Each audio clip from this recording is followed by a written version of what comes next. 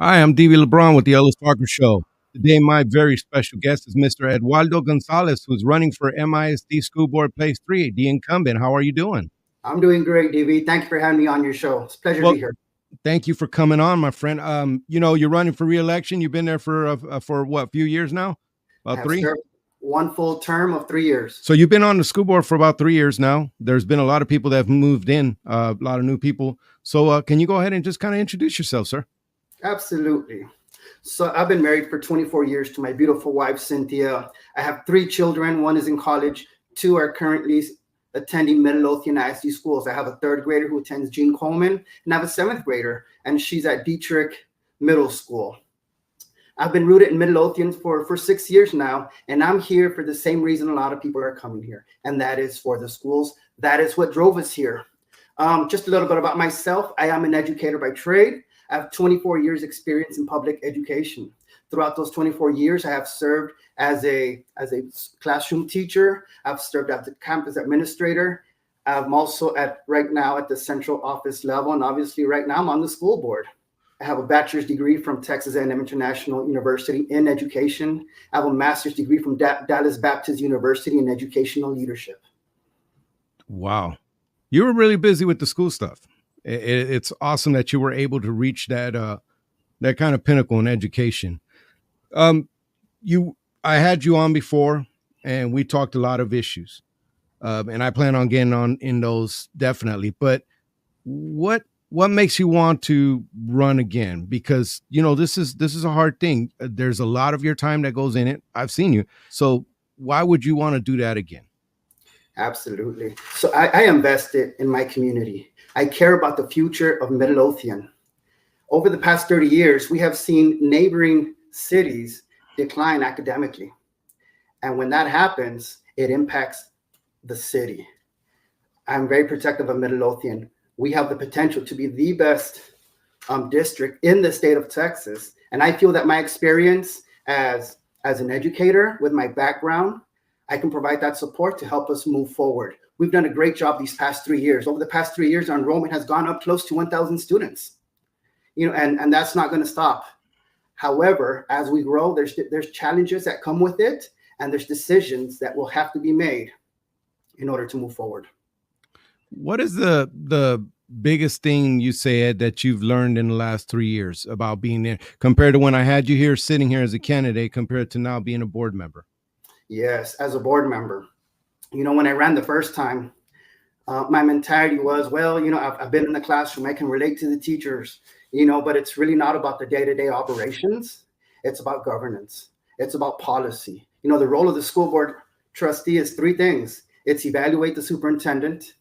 It's approve the budget, the tax rate, and it's also about policy. The policies that the ISD approves are kind of what allows things to happen or not happen within the district.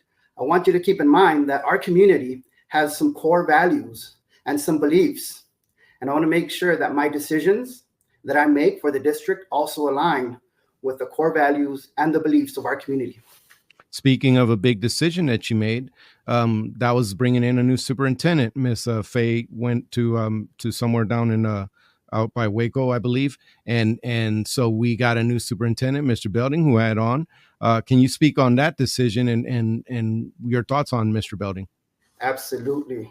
I was involved in the rigorous process of interviewing for our next superintendent, and the board unanimously selected Dr. David Belding.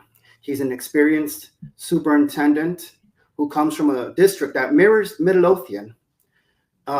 Throughout the process, those over 40 applicants, and we narrowed it down. We talked to candidates multiple times. But at the end of the day, the board felt very confident in selecting Dr. David Belding. And let me tell you what, as of right now, he has not disappointed us. And I mean, tell me about kind of like what goes into that a little bit. I know you can't talk about all of it because there's some stuff that has to stay behind, but talk to me about some of the worries when he came in, when all the candidates were coming in. What were you looking for in a candidate? Absolutely.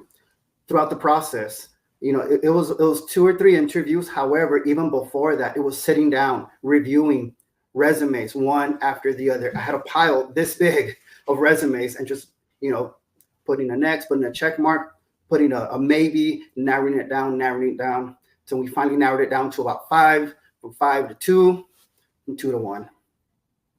And there went, and the announced Mr. Belding.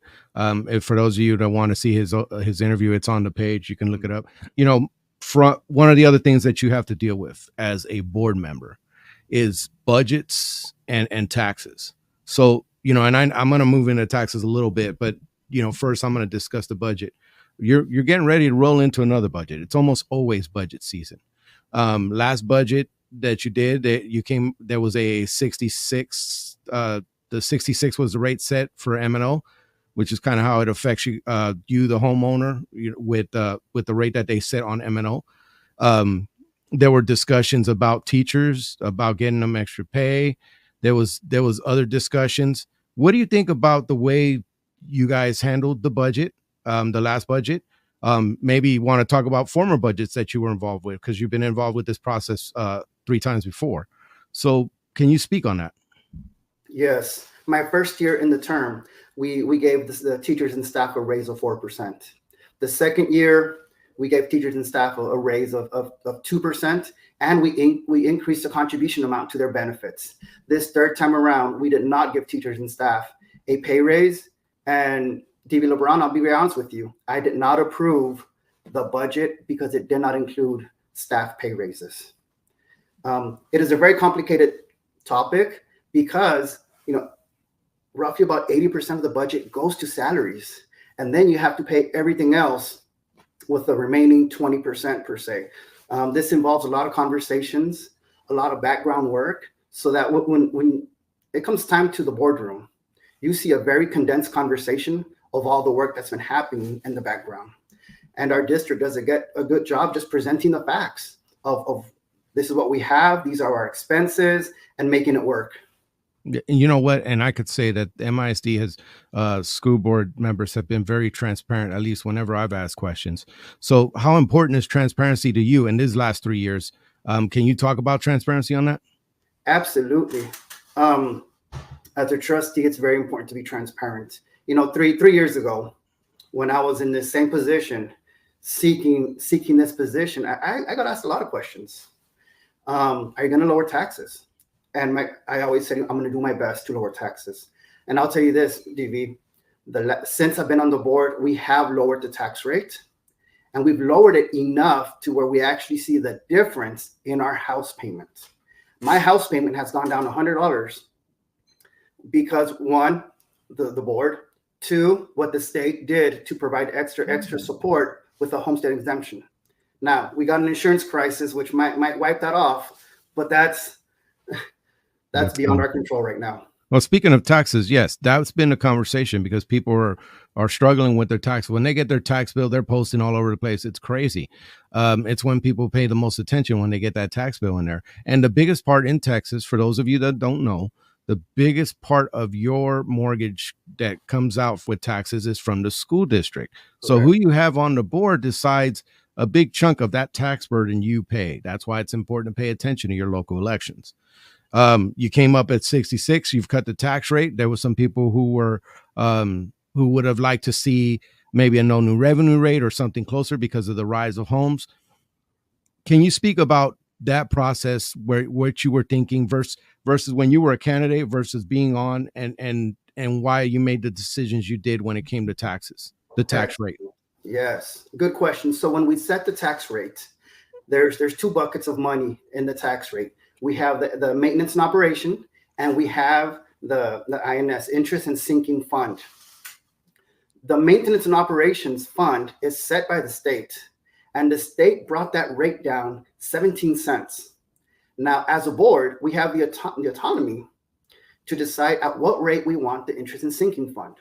Last year, we had the opportunity to actually go to the no new revenue rate, and it was at a 0.002% rate above the no new revenue.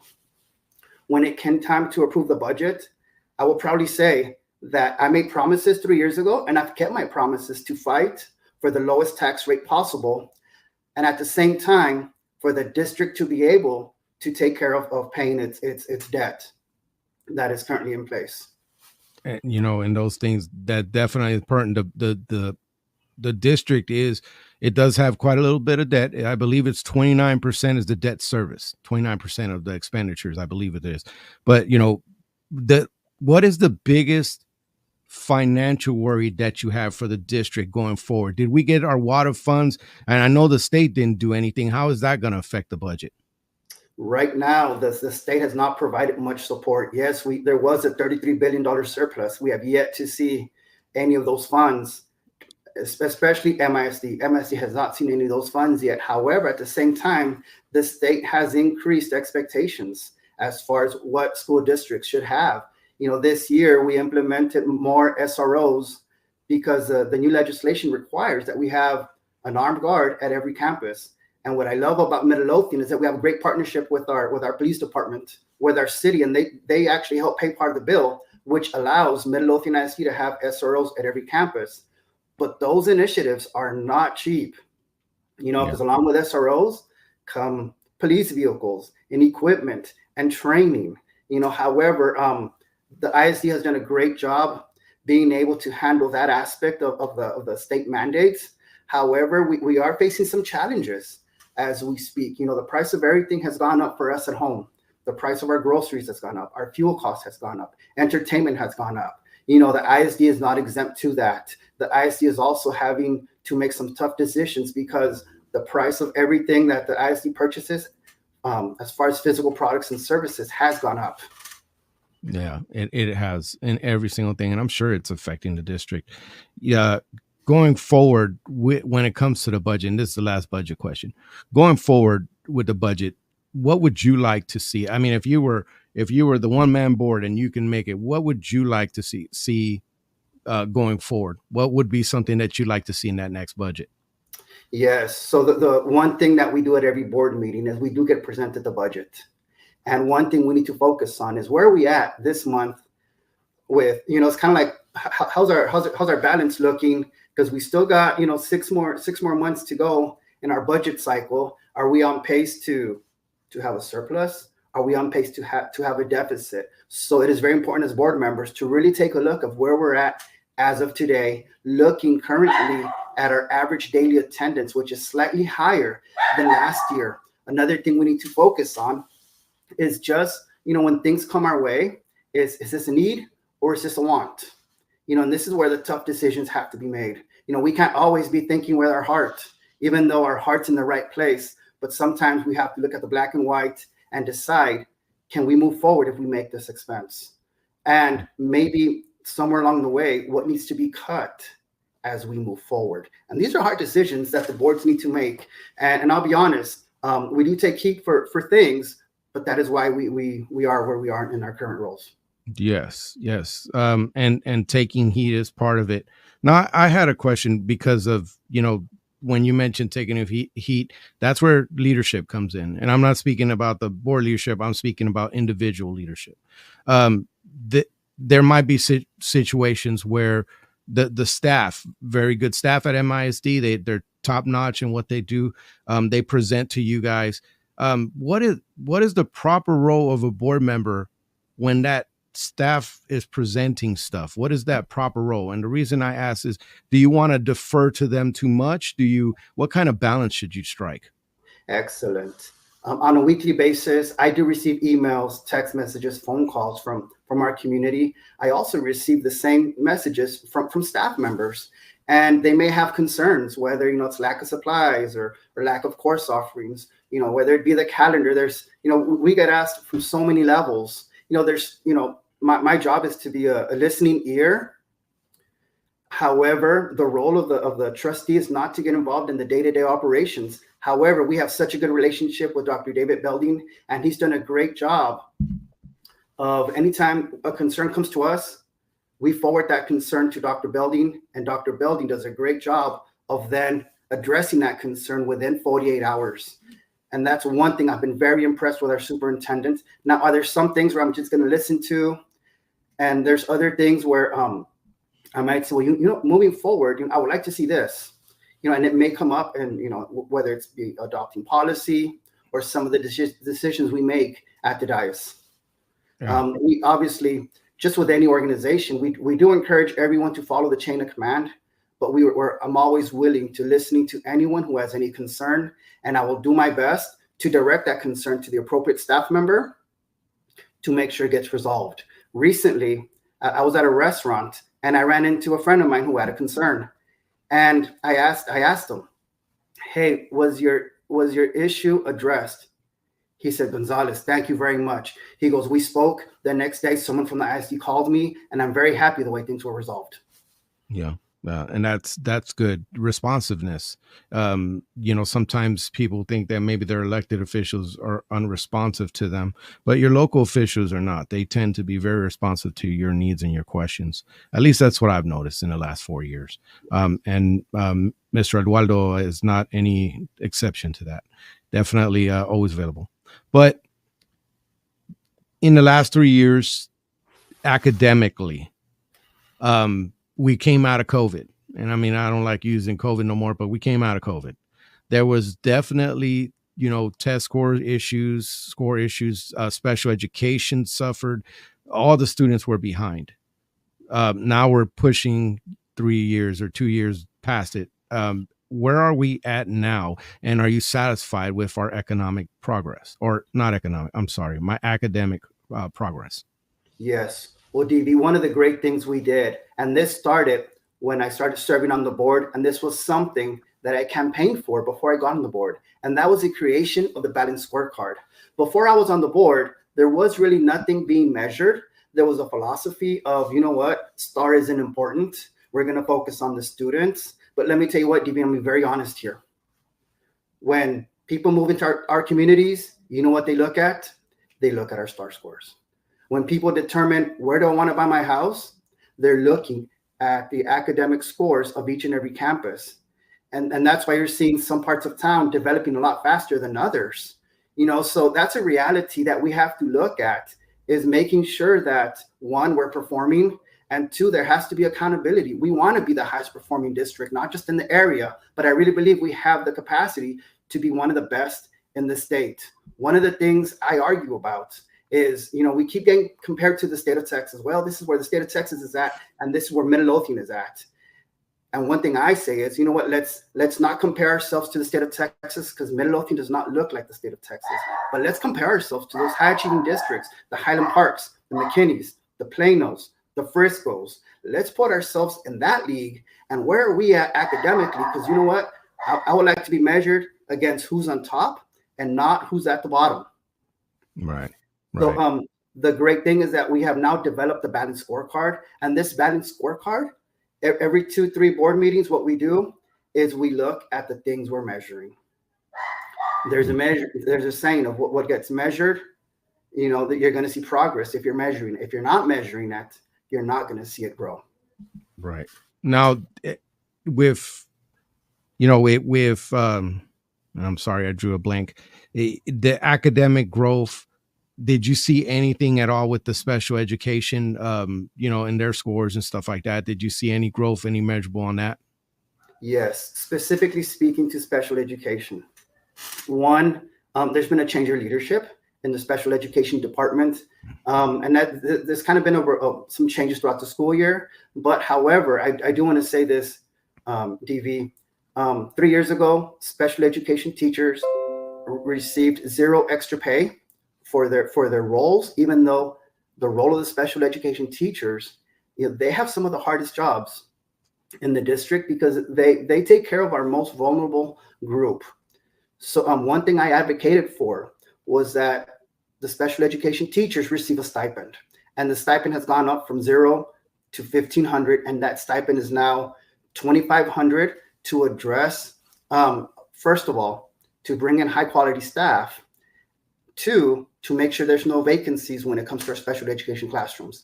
Academically, the progress of special ed has been the same.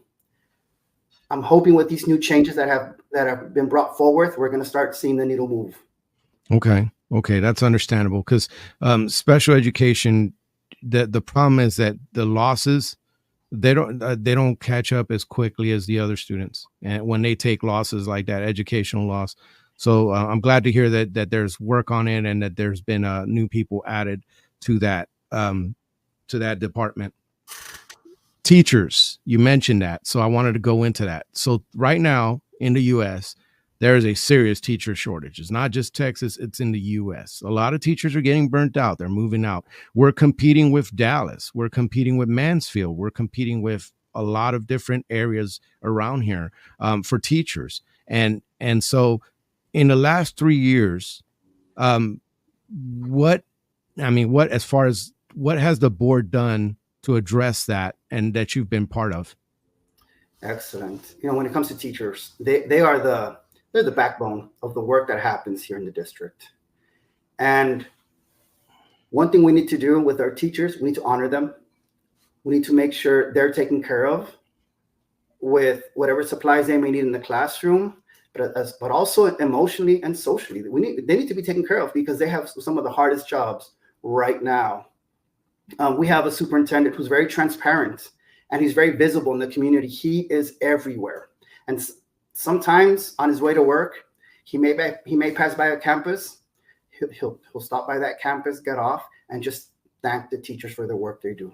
Anytime trustees are on campuses, we have made it a priority to make sure to visit classrooms as much as we can and just thank the teachers for the great work they are doing.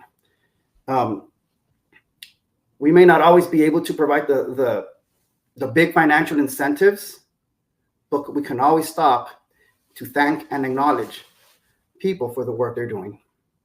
There was a push to like do 410s, and there was a modified schedule done by MISD. And I know that it was kind of in a trial period. How's that going? Yes. So we created a calendar where every 3 weeks, the teachers have what they call a pink day. And during this pink day, the first half of the day would be just meetings or maybe learning something. They're called PLC communities, professional learning communities. So they'll meet, but then in the afternoon, the teachers and staff are given time. That's theirs, uninterrupted time to do what? To catch up on grades, to work on their classroom. The district has even gone far enough to say, if you need to do some of this work from home, you may do so. The recent survey came out in regards to how are we liking this calendar?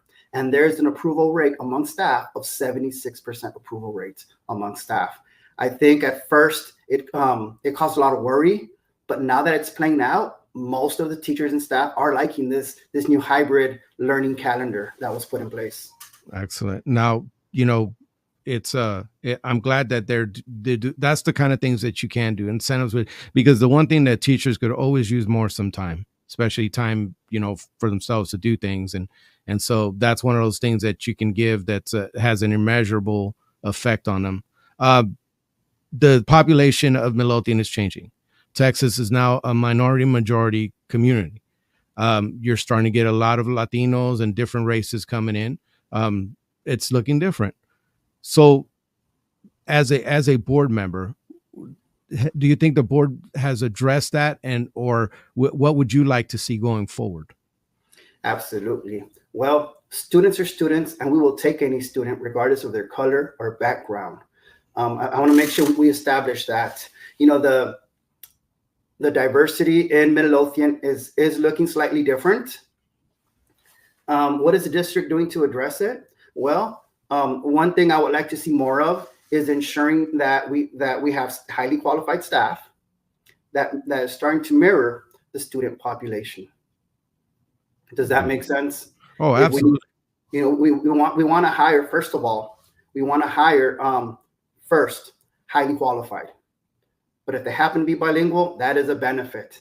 If they happen to have experience working in Title I schools, that's another benefit. If they have experience working with maybe with discipline, they have good classroom management and discipline strategies, that is another benefit. But first we hire most qualified.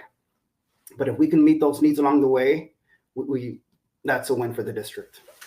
That's good. So before I start because I'm getting ready to wrap up here. I'm sorry I've kept you on so long. This is interesting. We're getting to the nitty gritty. One of the things that a board member must do, what people don't understand, is they have to give a lot of their time. Talk to me briefly about that, about the role of a board member and giving their time to the community. Yes, I get asked that question, Gonzalez, about how much time do you spend on this school board stuff? Well, it may be about 30, 40 hours a month. Some months are slower than others, but it's not just about attending meetings and trainings, but it's also about being present in the community. Anytime there's an opportunity for me to go somewhere, and if my schedule allows it, I go. Last week I was at the Ag Barn watching students showcase their animals. The week before that, I was watching one of the school musicals. The week before that, I attended a basketball game. I've attended a volleyball game, such as being present in the community. But those things are a bonus because those are things I love to do. Another part of the board that we're supposed to do, one of our board duties is training. And I want to say that I am the board member with the most training hours for the past 2 years. I've accumulated over 60 hours of board training where I get to learn about just governance, policy, and just being a good board member. There's a lot of time involved, but DV, it is a lot of fun being involved. Yeah, and I was going to ask you about that, so I'm glad that you answered on that one, because professional development is part of it. You have to stay on top of laws, regulations, strategies. There's so many things that go into a board member, and they have to, on top of the commitment that they give to the community, they have to put a lot into professional development. Well, I could keep you on forever and talk about all kinds of things. I wanted to address one last thing. I'm sorry, I want to get this in there.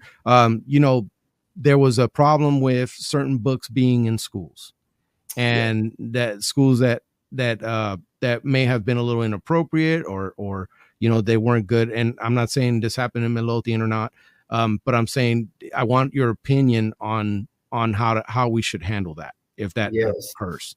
So DV, one thing that I'm very proud of is that I am in the curriculum and instruction subcommittee meeting, and we had an inappropriate book show up in our district. And this was the year we had to come up with a new policy involving instructional materials. That policy was supposed to be approved at a certain time. Well, it came up and we brought it back because we said we want more discussion on this. And without going into further detail, I was in the subcommittee and this was an ongoing dialogue. It was good conflict, good conversations behind closed doors where I addressed a lot of concerns. And I am happy and proud to say that the current policy we have in regards to instructional materials, it prohibits any inappropriate materials in our campuses. It is well written, and our students are protected, and you will not see it in Midlothian ISD. Well, I'm sure that there'll be a lot of parents that are happy to hear that, because that stuff, some of that stuff has no reason being in the libraries. But that said, well, this kind of the part where you kind of talk to the people. But before I want to get that, I want everybody to know that Mr. Gonzalez has a website, eduardoformisd.com. And in this website, he has, and I'm going to put that on there, he has basically his positions, the why of what he's doing. It's all on there. If you want to see that, everything from contributors, yard signs, to meet Eduardo, to his endorsements, you want to know more about him, go on this website. He's got all these details about it. It's a well information page, and he's got his Facebook page that you are definitely welcome to go to.